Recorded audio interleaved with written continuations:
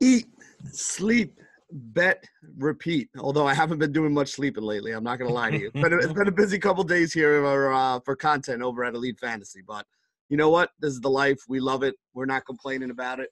But either way, this is how we get down on the opening line here at EliteSportsBetting.com. I will be your host, Benny Ricciardi, and I got my man with me here today. You know him affectionately as the Duke of DFS, our soccer guru. What's going on, Duke? And you know how it is, Benny. You got to get it when the getting's good. Sleep is for the time when you're losing and you need a break to get away from it, to get back on the right track. And we are winning, baby. Yeah, and that's it. I mean, you had another big day on Wednesday, 5-0 in the betting package, so that was nice. Put a little extra money in my pocket. That Mbappe goal was pretty nice. I like that. Was huge, right? Yeah, that was big because I had that in a couple parlays too, and I was like, oh man, if he doesn't get this goal in this game, that's going to kind of kill a bunch of things. But he got the goal, and I kept everything alive, and it was a good day. I'm not complaining. I actually kind of chickened out because when I originally put my bets in, I had both Neymar and Mbappe to score, both at minus 150. And I thought, man, this is a game where they didn't need to win. They'd already qualified, guaranteed first place. For some reason, they started Mbappe and Neymar, but there's a chance with them being up big at halftime, they might take they pull one of it. Yeah, exactly. One or both. So do I risk it and take them both? I just went with Mbappe, kicking myself with the 2 Neymar goals. Hey, like I said, I mean, I'm not going to complain about making money. The good thing about it is we always have more opportunities and more chances. And we got a big opportunity this weekend on both Saturday and Sunday with a couple of these games that you're looking at. So let's start with the overnight special for those of us on the East Coast, the 7:30 a.m. kickoff game, the one you put in right before you go to bed on Friday night here.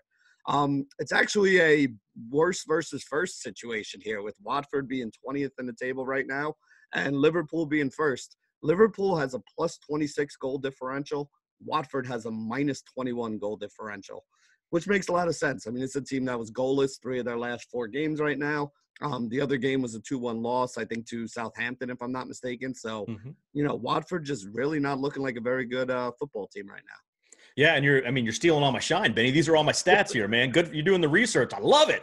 But that's the conundrum that we're up against, right? Liverpool have really struggled with keeping the clean sheet. Their last clean sheet, I think, was September 28th. And so they're winning games. They're getting results, but they're also conceding. Then we look across the aisle. You mentioned Watford obviously struggling all year. They're now on their second. They fired their second manager, trying to find their third here, and they can't score goals. They were shut out in 3 of the last 4. So you're thinking, okay, so Liverpool don't keep clean sheets, but Watford don't score. Something's got to give here. Liverpool's a -2 favorite, minus 550 on the 3-way line, but we have a 3.5 total with slight juice on the under. So we have basically a 3 total, which is what I made it, with some juice on the over. And Liverpool's only a -2 favorite. So the assumption here, the implied goal total here, would be that Watford would get something from this game. Who's going to score? I don't have an answer to that question. I don't Neither think does Watford, apparently. I mean, that's the problem. So I'm looking at this game, and by the way, it's tradition. We got to bet this 7:30 game every single week. That's our Benny and I's promise to you. We're going to have a play on this game. So really scratching my head with where to go for this game, and I think I'm looking towards -2. And here's why. I can't lay the minus 550 juice. They will win. They should win. If you want to include it in parlays, absolutely agree with that. The 3.5 total is tough for me because I don't want to pay the minus 125 juice in case Watford scores. I'd rather pay minus 120 and just take Liverpool -2. Here's my thinking. If Liverpool wins 2-0, we get our money back, right? Yep. So we wake up, we have the same amount of money as we went to bed with, and Liverpool's going to win this game. It's more likely than not they win by 2 versus 1. If Watford do score, I mean, Liverpool can lay the hammer, and then we can hit the total live in-game as we're wiping that fog out of our eyes from the night before. So I'm taking Liverpool -2, laying the 120 juice with the thought of we're at least getting our money back. And if Liverpool go off, I mean, Watford have lost games 9-0, 10-0 this year. There's potential there for this team to absolutely fold on the road, traveling to Anfield with all that talent from Liverpool. Yeah, I love it. I mean, basically, when I started looking at this game, when you sent over the ones you were looking at, I'm like, yeah, I wonder how he's going to wind up betting this because I didn't want to take the minus 550 either. Although you make a good point. That's a great game to throw into some of your parlays. If there's a couple other teams you like here and you want to juice it up a little bit. To me, Liverpool losing would be like Alabama losing to, Eastern Tennessee State. Like, that's how big an upset this would be in college football terms, for those of you out there who might understand that a little better. The caveat here, Benny, is before we move on to the next game, we've talked about it last week, and we'll talk about it continuously throughout the month of December. There is heavy squad rotation during this period because there are just so many games. Liverpool had a midweek game for the Champions League as well. There's a chance that Mo Salah or Mane or Firmino or two of the three don't play. So if you're hesitant on the -2, which I can understand, just take them in the parlay. Throw Liverpool in the parlay, grab them with Chelsea and Leicester City, go three-way and probably get to, -105 or something like that and play it that way. Yeah, and I'm going to be honest. I mean, even if they are putting out a quote-unquote B squad, their secondary players are still better than the players that Watford has. So 100%. Yeah, a -2, you can still see, even with one or two, I wouldn't say all three, but even with one or two of those guys sitting out, you're probably still looking at, Liverpool putting up at least a couple goals. And again, Watford has trouble scoring. So if they can't score, Liverpool gets two, and, worst case scenario, you get your money back and, get a couple rewards points out of it or something for wherever. Get your DK crowns. Everybody loves those. We saw it. I don't think you get them for betting, but if you did, that would be awesome. I would have a lot right now. That's probably true. You're probably right. I don't bet on DK, but we saw it in the Merseyside derby, a really crucial game. Obviously, the strategy right across the town from each other there. You think it's got to be a full side. Liverpool have to win this game. Bragging rights for, until the next game. Klopp rotated the side there. Liverpool didn't see an ounce of drop from the team. So Shaqiri's a beast. Origi's a beast. All these guys are good.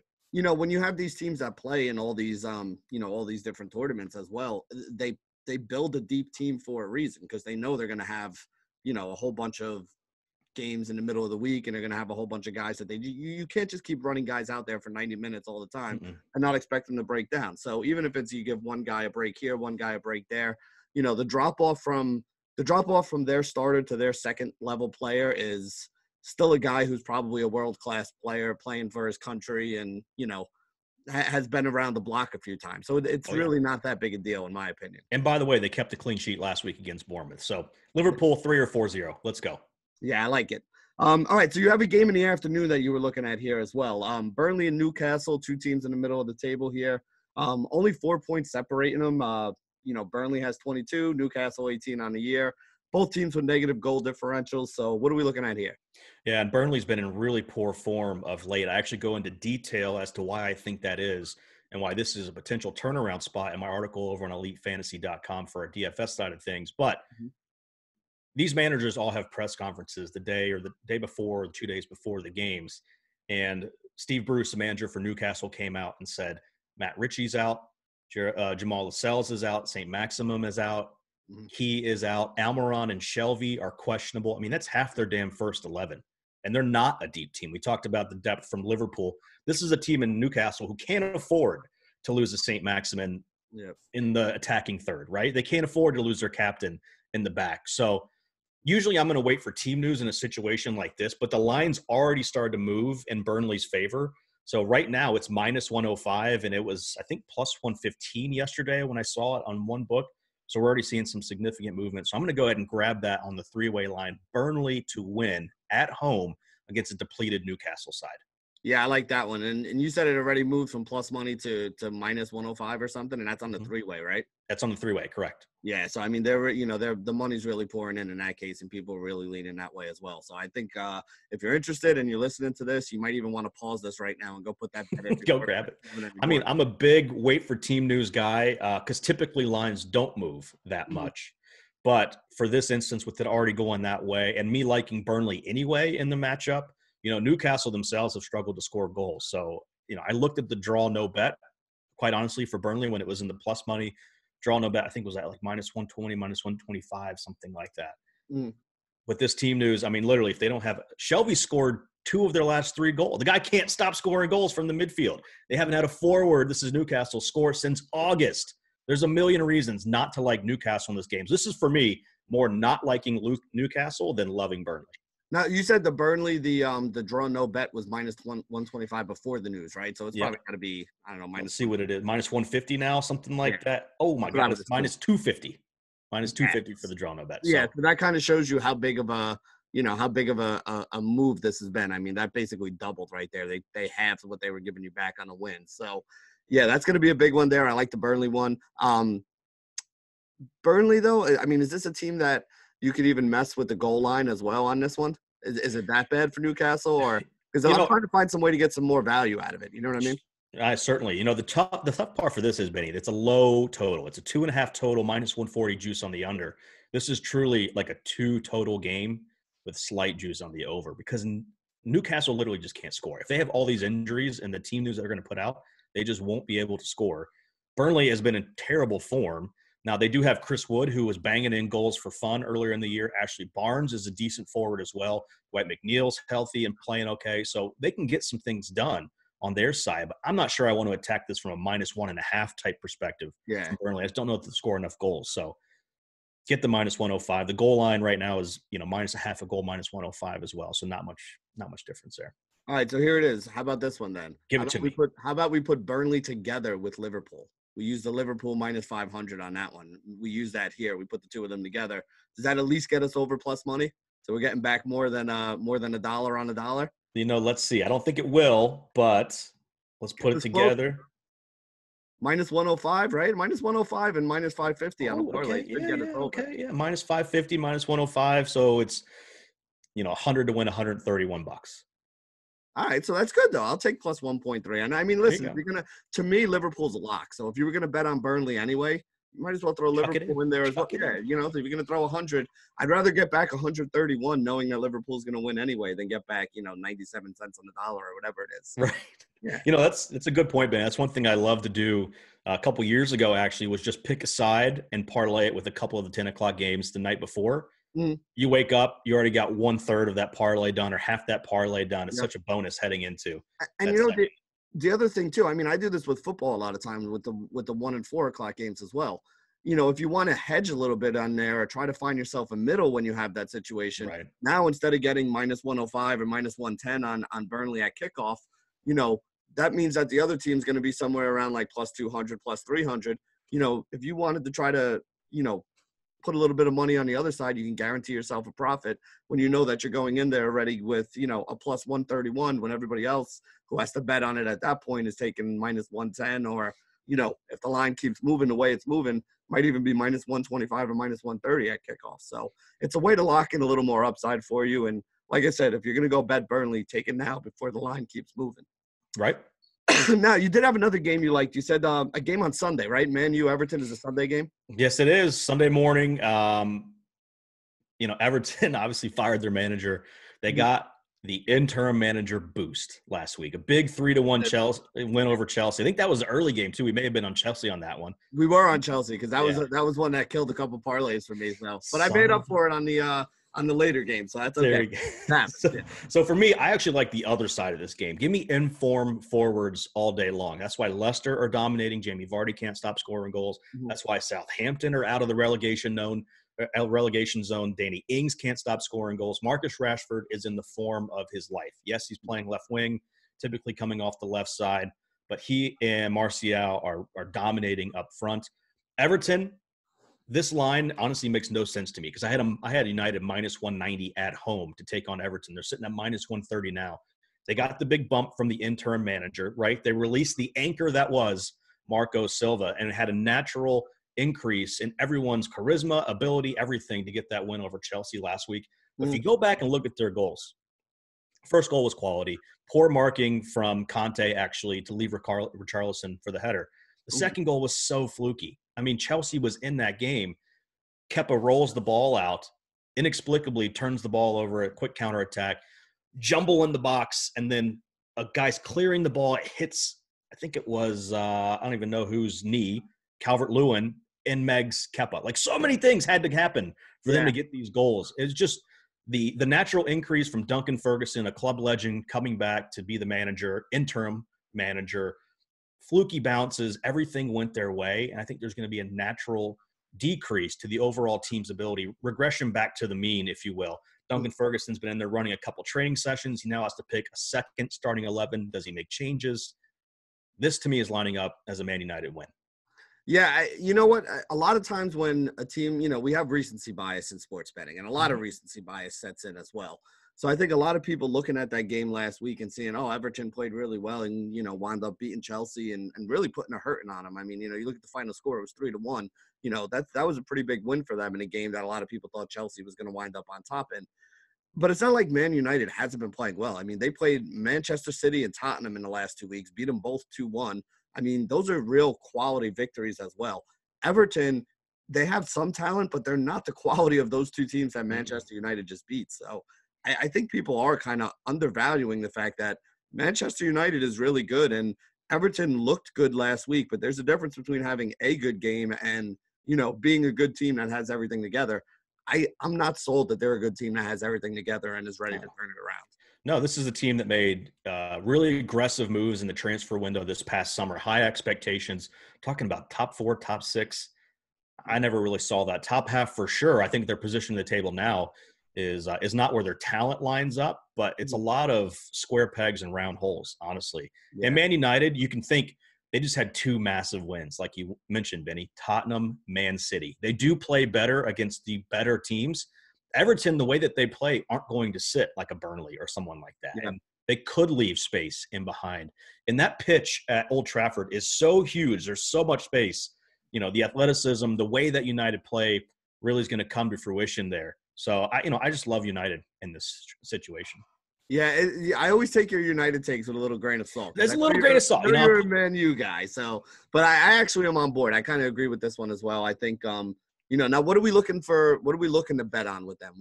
How are we taking this game? How are we playing it? I'm going to 3-way line, -130, just eating the juice there. And one thing I'll say, so we mentioned the 2 big wins. There's a natural let off from there, right? You just had 2 massive wins. That could carry over, or you could just have a natural letdown. But Manchester United played a game yesterday, Thursday, in the Europa League. So I like that little breakup. They were able to rotate most of the side. Martial did start. Harry Maguire was in there, but it was mostly a rotated side. So it's good to have that mental breakup between Premier League games to not have that natural letdown. That's, part of the reason why I like them to come out strong here early. Yeah. All right. So there we go. -130. That feels like a pretty good price that we're getting on there. I know you said you had it closer to -190. I had it -190. If it moves, how far would you still be willing to take it from? This will depend on team news. I don't expect many changes. I expect Rashford, Martial, Dan James to be the attacking 3, McTominay to come back in the midfield. If for some reason one of those 3 don't start, Martial, Rashford, or James, and the person in isn't Mason Greenwood, I'm okay getting off United in this situation because they don't have a ton of depth in the attacking third. So it's got to be 3 of those 4, Greenwood, James, Martial, and Rashford. If they start, let's go. And, remember, if you guys are really looking for this information, you can get over to EliteFantasy.com. Duke is usually in there about an hour before every game, right when you start getting the player news coming out and seeing who's in and who's out and making adjustments, not only for the fantasy side, but it also helps for the betting side as well. So if you guys aren't signed up, make sure you get over there and sign up. I think the code LUNCH20 is still there, so you can save 20% on any of our packages right now. So if you're going to go over there and sign up, use that code LUNCH20, save some extra money, and then you got a little bit of extra money to throw some bets in there. And if you're on Twitter, follow @EliteWins because they send out a tweet when the betting side has been updated. And I do put my bets in. I try to do it as quickly after team news as I can to watch out for those line movements. So, for the 10 o'clock slate around 9:05, maybe between 9:05 and 9:10, I'll put those bets in. The alert will go out. Turn your notifications on to let you know the article's been updated and my bets are placed. Yeah, and especially a week like this, college football is basically over at this point.